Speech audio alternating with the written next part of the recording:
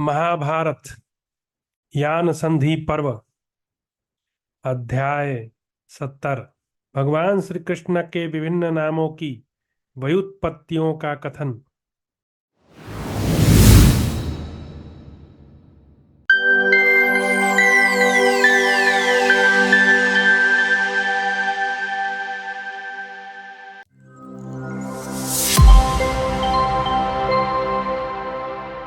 धृतराष्ट्र बोले, संजय, तुम भगवान श्री कृष्ण के नाम और कर्मों का अभिप्राय जानते हो, अतः मेरे प्रश्न के अनुसार एक बार पुनः कमल नयन भगवान श्री कृष्ण का वर्णन करो। संजय ने कहा, राजन, मैंने वसुदेव नंदन श्री कृष्ण के नामों की मंगलमयी व्युत्पत्ति सुन रखी है। उसमें जितना मुझे स्मरण है उतना बता रहा हूँ। वास्तव में तो भगवान श्री कृष्ण समस्त प्राणियों की पहुंच से परे हैं। भगवान समस्त प्राणियों के निवास स्थान हैं तथा वे सब भूतों में वास करते हैं, इसलिए वसु हैं।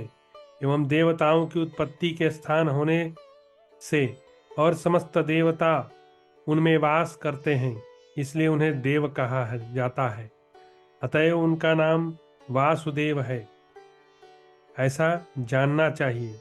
बृहत अर्थात व्यापक होने के कारण ही वे विष्णु कहलाते हैं। भारत, मौन, ध्यान और योग से उनका बोध अथवा साक्षात्कार होता है, इसलिए आप उन्हें माधव समझें। मधु शब्द से प्रतिपादिता पृथ्वी आदि संपूर्ण तत्वों के उपादान एवं अधिष्ठान होने के कारण मधुसूदन श्री कृष्ण को मधुहा कहा गया है। कृष्ण धातु सत्ता अर्थ का वाचक है और न शब्द आनंद अर्थ का बोध कराता है। इन दोनों भावों से युक्त होने के कारण यदुकुल में अवतीर्ण हुए नित्य आनंद स्वरूप श्री विष्णु कृष्ण कहलाते हैं। नित्य अक्षय अविनाशी एवं परम भगवत धाम का नाम पुंडरीक है। उसमें स्थित होकर जो अक्षत भाव से विराजते हैं वे भगवान पुंडरीकाक्ष कहलाते हैं। अर्थात पुंडरीक कमल के समान उनके अक्षी नेत्र हैं, इसलिए उनका नाम पुंडरीकाक्ष है। दस्यु जनों को त्रास, अर्दन या पीड़ा देने के कारण उनको जनार्दन कहते हैं। वे सत्य से कभी च्युत नहीं होते और न सत्व से अलग होते हैं, इसलिए सद्भाव के संबंध से उनका नाम सात्वत है।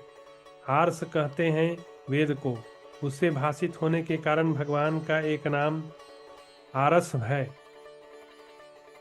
आरस्भ के योग से ही वे वृषभेक्षण कहलाते हैं।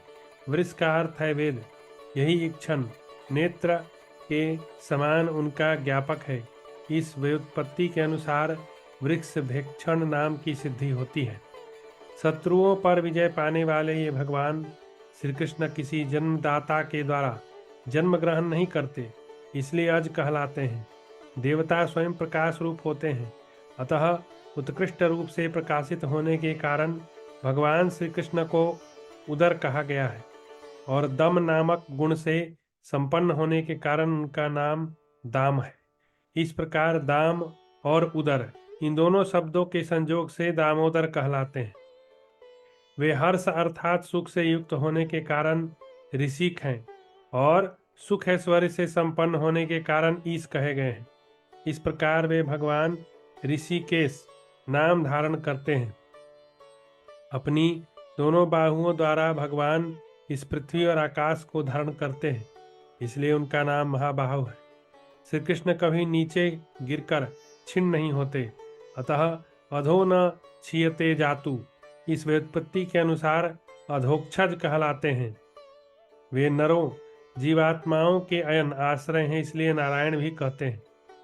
वे सर्वत्र परिपूर्ण हैं तथा सबके निवास स्थान है, इसलिए पुरुष हैं।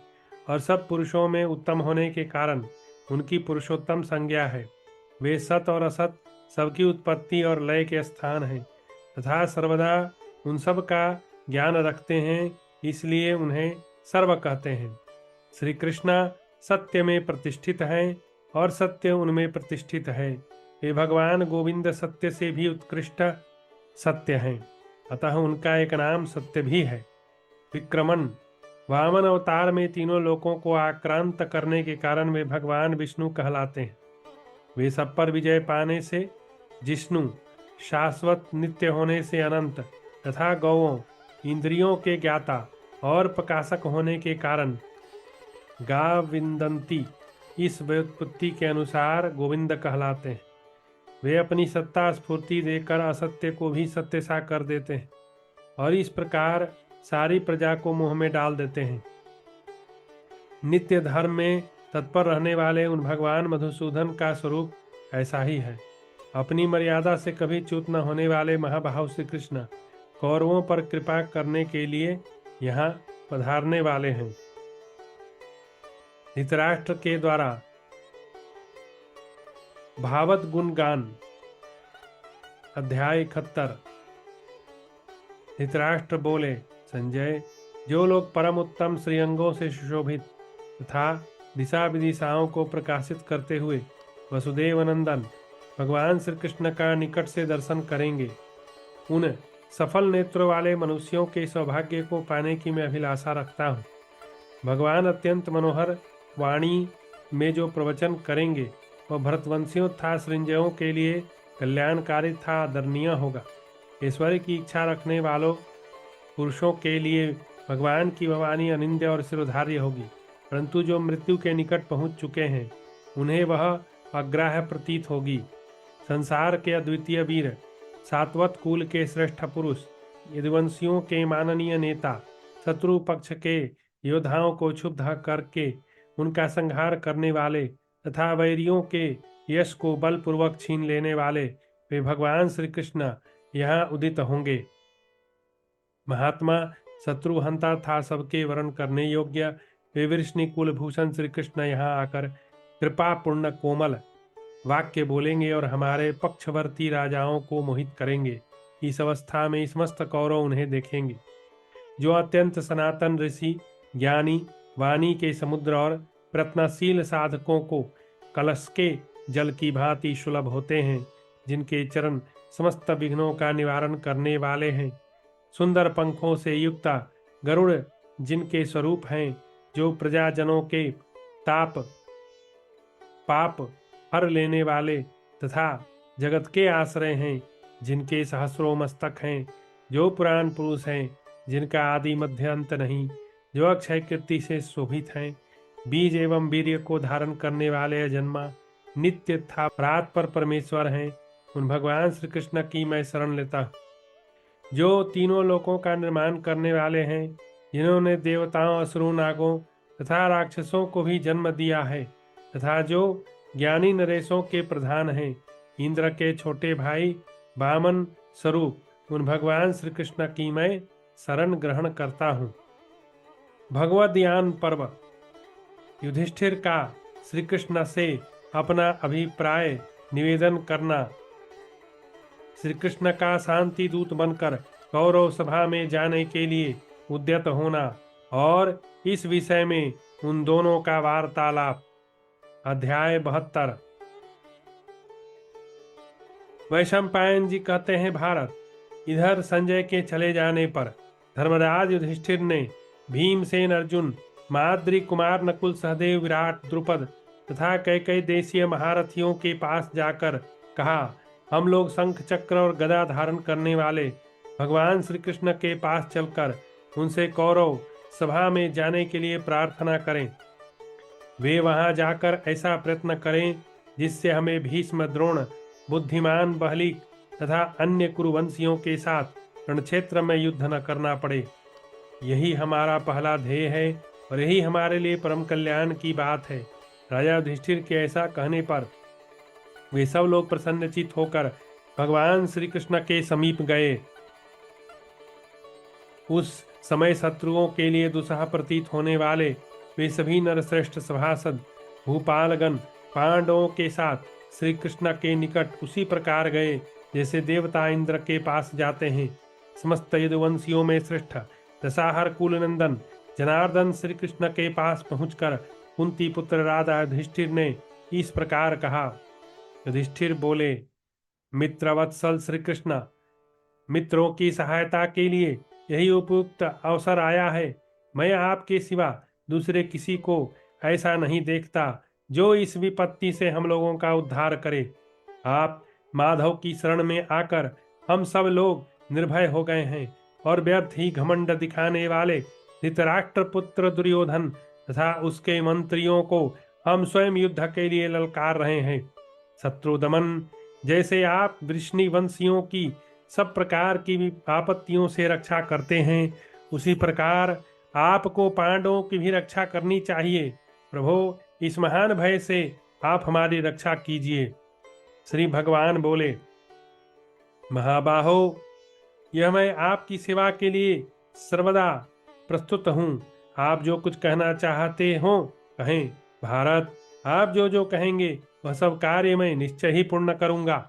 युधिष्ठिर ने कहा, श्री कृष्ण, पुत्रों सहित राजा धृतराष्ट्र क्या करना चाहते हैं यह सब तो आपने सुन लिया। संजय ने मुझसे जो कुछ कहा है वह धृतराष्ट्र का ही मत है। संजय धृतराष्ट्र का अभिन्न स्वरूप होकर आया था, उसने उन्हीं के मनोभाव को प्रकाशित किया है। दूत संजय स्वामी की कही हुई बात को ही दोहराया है, क्योंकि यदि वह उसके विपरीत कुछ कहता तो वध के योग्य माना जाता। राजा धृतराष्ट्र को राज्य का बड़ा लोभ है, उनके मन में पाप बस गया है, अतः वे अपने अनुरूप व्यवहार न करके राज्य दिए बिना ही हमारे साथ संधि का मार्ग ढूंढ रहे हैं।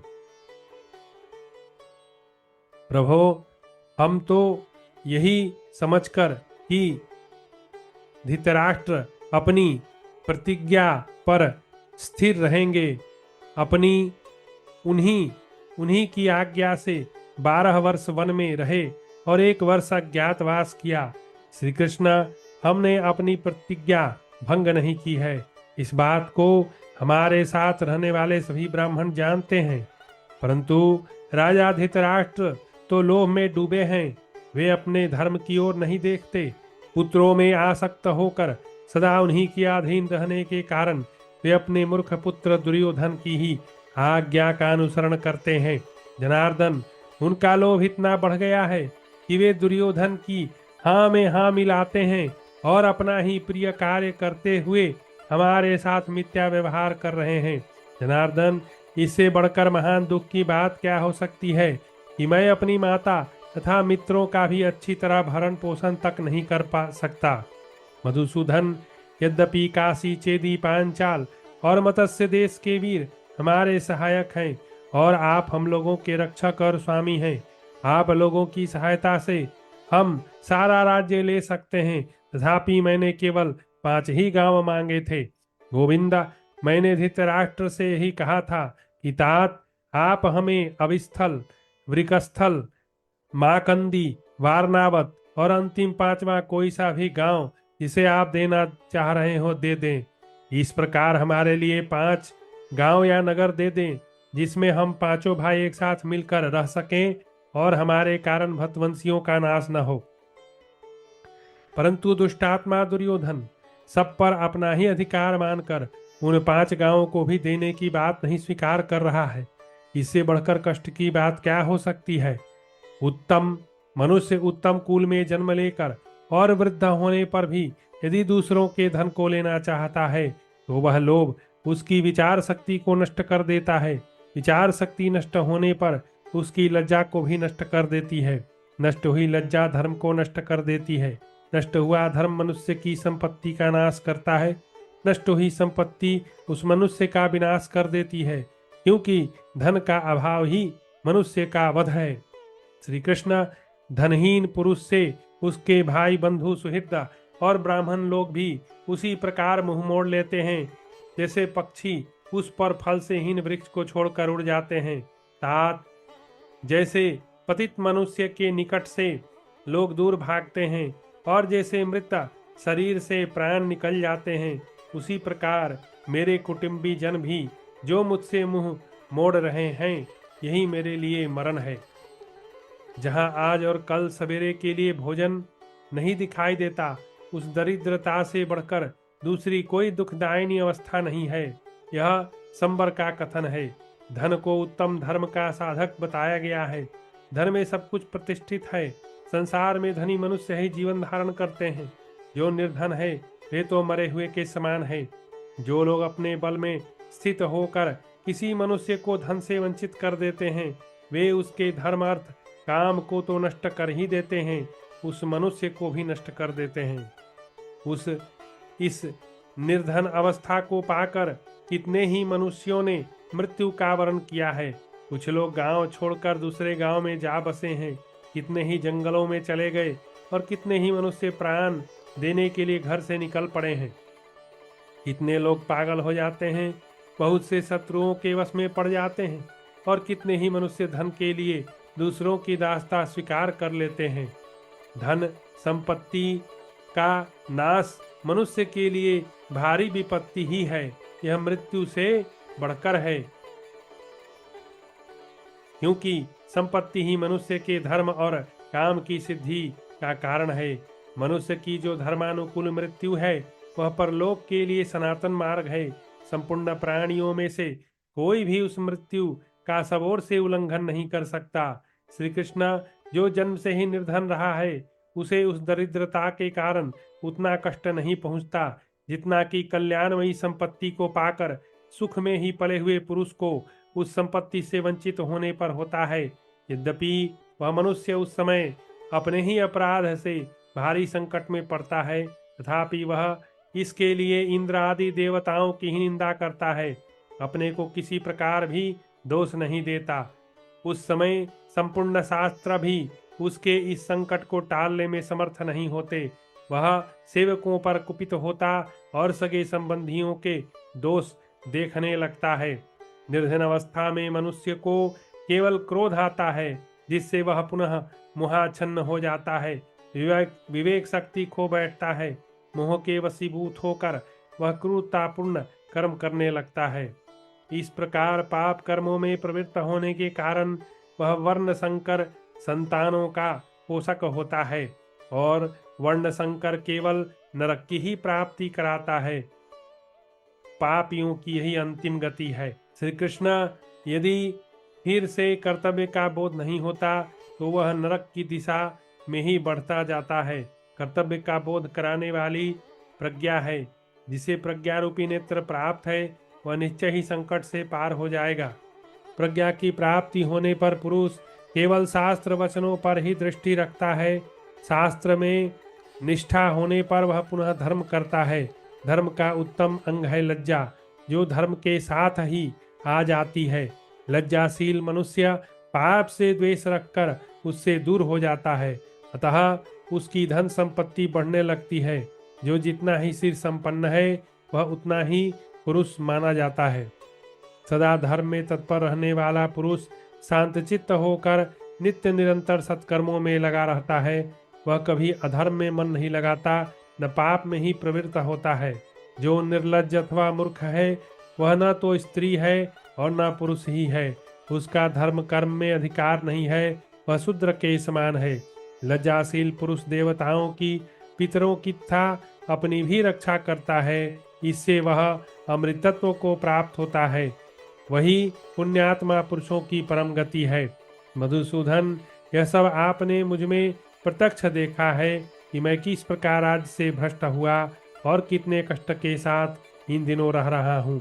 अतः हम लोग किसी भी न्याय से अपनी पैतृक संपत्ति का परित्याग करने योग्य नहीं है। इसके लिए प्रयत्न करते हुए यदि हम लोगों का वध हो जाए तो वह भी अच्छा ही है।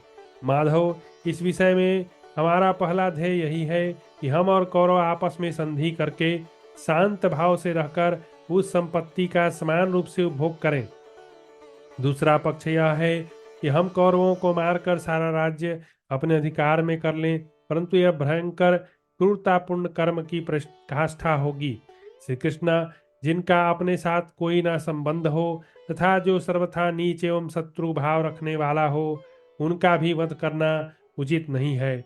फिर जो सगे संबंधी श्रेष्ठ और सुहृद हैं, ऐसे लोगों का वध कैसे उचित हो सकता है। हमारे विरोधियों में अधिकांश हमारे भाई बंधु सहायक गुरुजन हैं, उनका वध तो बहुत बड़ा पाप है। युद्ध में अच्छी बात क्या है, कुछ नहीं। क्षत्रियों का यह युद्ध रूप धर्म पाप रूप है। हम भी क्षत्रिय हैं, अतः वह हमारा सुधर्म पाप होने पर भी हमें तो करना ही होगा, क्योंकि उसे छोड़कर दूसरी किसी वृत्ति को अपनाना भी निंदा की बात होगी। शूद्र सेवा का कार्य करता है, वैश्य व्यापार से जीविका चलाते हैं। हम क्षत्रिय युद्ध में दूसरों का वध करके जीवन निर्वाह करते हैं, और ब्राह्मणों ने अपनी जीविका के लिए भिक्षा पात्र चुन लिया है। क्षत्रिय क्षत्रिय को मारता है, मछली मछली को खाकर जीती है, और कुत्ता कुत्ते को काटता है। दशाहर नंदन, देखिए यही परंपरा से चला आने वाला धर्म है। श्री कृष्ण, युद्ध में सदा कलह ही होता है और उसी के कारण प्राणों का नाश होता है। मैं तो नीति बल का ही आश्रय लेकर युद्ध करूंगा, फिर ईश्वर की इच्छा के अनुसार जय हो या पराजय। प्राणियों के जीवन और मरण अपनी इच्छा के अनुसार नहीं होते हैं, यही दशा जय और पराजय की भी है। यदुश्रेष्ठा, किसी को सुख अथवा दुख की प्राप्ति भी असमय में नहीं होती है। युद्ध में एक योद्धा भी बहुत से सैनिकों का संहार कर डालता है, तथा बहुत से योद्धा मिलकर भी किसी एक को ही मार पाते हैं। कभी कायर सूरवीर को मार देता है, और अयशस्वी पुरुष यशस्वी वीर को पराजित कर देता है। ना तो कहीं दोनों पक्षों की विजय होती देखी गई है, ना दोनों की पराजय ही दृष्टिगोचर हुई है। हाँ, दोनों के धन वैभव का नाश अवश्य देखा गया है। यदि कोई पक्ष पीठ दिखाकर भाग जाए तो उसे भी धन और जन दोनों की हानि उठानी पड़ती है। इससे सिद्ध होता है कि युद्ध सर्वथा पाप रूप है। दूसरों को मारने वाला कौन ऐसा पुरुष है जो बदले में स्वयं भी मारा न जाता हो। ऋषिकेश, जो युद्ध में मारा गया उसके लिए तो विजय पराजय दोनों समान है। श्री कृष्ण, मैं तो ऐसा मानता हूँ कि पराजय मृत्यु से अच्छी वस्तु नहीं है। जिसकी विजय होती है उसे भी निश्चय ही धन जन की भारी हानि उठानी पड़ती है। युद्ध समाप्त होने तक कितने ही विपक्षी सैनिक विजयी योद्धा के अनेक प्रियजनों को मार डालते हैं। जो विजय पाता है वह भी कुटुंब और धन संबंधी बल से शून्य हो जाता है। और कृष्ण, जब वह युद्ध में मारे गए अपने पुत्रों और भाइयों को नहीं देखता तो वह सब ओर से विरक्त हो जाता है। उसे अपने जीवन से भी वैराग्य हो जाता है। जो लोग धीर वीर लज्जाशील श्रेष्ठ दयालु हैं, वे भी प्राय युद्ध में मारे जाते हैं, और अधम श्रेणी के मनुष्य जीवित बच जाते हैं। जनार्दन, शत्रुओं को मारने पर भी उनके लिए सदा मन में पश्चाताप बना रहता है। भागे हुए शत्रु का पीछा करना अनुबंध कहलाता है। यह भी पाप पूर्ण कार्य है। मारे जाने वाले शत्रुओं में से कोई कोई बचा रह जाता है। वह अवशिष्ट शत्रु शक्ति का संचय करके विजेता के पक्ष में जो लोग बचे हैं, उनमें से किसी को जीवित नहीं छोड़ना चाहता। वह शत्रु का अंत कर डालने की इच्छा से विरोधी दल को संपूर्ण रूप से नष्ट कर देने का प्रयत्न करता है। विजय की प्राप्ति भी चिरस्थायी शत्रुता की सृष्टि करती है। पराजित पक्ष बड़े दुख से समय बिताता है। जो किसी से शत्रुता न रखकर शांति का आश्रय लेता है, वह जय पराजय की चिंता छोड़कर सुख से सोता है। किसी से बैर बांधने वाला पुरुष सर्पयुक्त गृह में रहने वाले की भांति उद्विग्न चित्त होकर सदा दुख की नींद सोता है। जो शत्रु के कुल में आबाल वृद्ध सभी पुरुषों का उच्छेद कर डालता है, वह विरोचित यश से वंचित हो जाता है। वह समस्त प्राणियों में सदा बनी रहने वाली अपकीर्ति का भागी होता है। दीर्घकाल तक मन में दबाए रखने पर भी बैर की आग सर्वथा बुझ नहीं पाती, क्योंकि यदि कोई उस कुल में विद्यमान है तो उससे पूर्व घटित और बैर बढ़ाने वाली घटनाओं को बताने वाले बहुत से लोग मिल जाते हैं। केशव, जैसे घी डालने पर आग बुझने के बजाय और प्रज्वलित हो उठती है, उसी प्रकार बैर करने से बैर की आग शांत नहीं होती, बढ़ती ही जाती है। क्योंकि दोनों पक्षों में सदा कोई न कोई छिद्र मिलने की संभावना रहती है, इसलिए दोनों पक्षों में से एक का सर्वथा नाश हुए बिना पूर्णतः शांति नहीं प्राप्त होती। जो लोग छिद्र ढूंढते रहते हैं, उनके सामने यह दोष निरंतर प्रस्तुत रहता है। यदि अपने में पुरुषार्थ है तो पूर्व वैर को याद करके जो हृदय की पीड़ा देने वाली प्रबल चिंता सदा बनी रहती है, उसे वैराग्य पूर्वक त्याग देने से शांति मिल सकती है। अथवा मर जाने से ही उसका चिंता का निवारण हो सकता है, अथवा शत्रुओं को समूल नष्ट कर देने से भी अभिष्ट फल की सिद्धि होती है। परंतु मधुसूदन, यह बड़ी क्रूरतापूर्ण कार्य होगा। राज्य को त्याग देने से उसके बिना जो शांति मिलती है वह भी वध के ही समान है, क्योंकि उस दशा में शत्रुओं से सदा यह संदेह बना रहता है कि ये अवसर देखकर प्रहार करेंगे और धन संपत्ति से वंचित होने के कारण अपने विनाश की संभावना भी रहती है। अतः हम लोग न तो राज्य त्यागना चाहते हैं, न कुल के विनाश की इच्छा रखते हैं। यदि नम्रता दिखाने से भी शांति हो जाए तो वही सबसे बढ़कर है। यद्यपि हम युद्ध की इच्छा न रखकर साम, दान और भेद सभी उपायों से राज्य की प्राप्ति के लिए प्रयत्न कर रहे हैं, तथापि यदि हमारी साम नीति असफल हुई तो युद्ध ही हमारा प्रधान कर्तव्य होगा। हम पराक्रम छोड़कर बैठ नहीं सकते। जब शांति के प्रयत्नों में बाधा आती है तब भयंकर युद्ध स्वतः आरंभ हो जाता है। पंडितों ने उस युद्ध की उपमा कुत्तों के कलह से दी है। कुत्ते पहले पूंछ हिलाते हैं, फिर गुर्राते हैं, गरजते हैं, तत्पश्चात एक दूसरे के निकट पहुंचते हैं, फिर दांत दिखाना, भूकना आरंभ करते हैं। तत्पश्चात उनमें युद्ध होने लगता है। श्री कृष्ण, उनमें जो बलवान होता है वही उस मांस को खाता है जिसके लिए कि उसमें लड़ाई हुई थी। यही दशा मनुष्यों की है, इनमें कोई विशेषता नहीं है। यह सर्वथा उचित है कि बलवानों की दुर्बलों के प्रति आदर बुद्धि न हो, वे उसका विरोध भी नहीं करते। दुर्बल वही हैं जो सदा झुकने के लिए तैयार रहे। जनार्दन, पिता, राजा और वृद्धा सर्वथा समादर के योग्य हैं, अतः धृतराष्ट्र हमारे लिए सदा माननीय एवं पूजनीय है। माधव, धृतराष्ट्र में अपने पुत्र के प्रति प्रबल आसक्ति है। वे पुत्र के वश में होने के कारण कभी झुकना स्वीकार नहीं करेंगे। माधव, श्री कृष्णा, ऐसे समय में आप क्या उचित समझते हैं? हम कैसा बर्ताव करें जिससे हमें अर्थ और धर्म से वंचित न होना पड़े? पुरुषोत्तम मधुसूदन, ऐसे महान संकट के समय हम आपको छोड़कर और किससे सलाह ले सकते हैं? श्री कृष्ण, आपके समान हमारा प्रिय हितैषी, समस्त कर्मों के परिणाम को जानने वाला और सभी बातों में एक निश्चित सिद्धांत रखने वाला सुहृद कौन है?